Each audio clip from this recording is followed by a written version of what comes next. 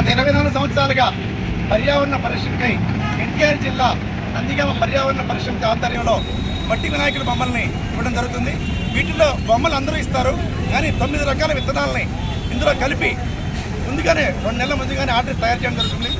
ఈ మొక్కల్లో ఈ విత్తనాలు వేసిన కొన్ని 20% విత్తనాలు కనుక మనం మరిచిన కొన్ని వృక్షాలై పర్యావరణాన్ని పరీక్షిస్తాయి.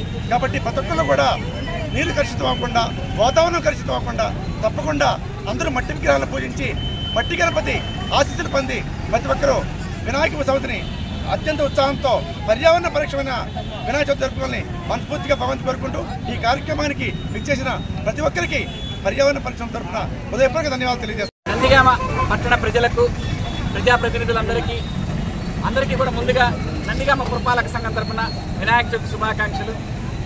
ఆల్రెడీ మనం కొంచెం వరద స్థితిలో ఉన్నాము. అలాగే రేపు వినాయక చవితి పర్యావరణానికి ఏ విధమైనటువంటి హాని కలిగినటువంటి మట్టి గణపతుల్ని పూజించండి, పర్యావరణానికి మేలు చేయండి.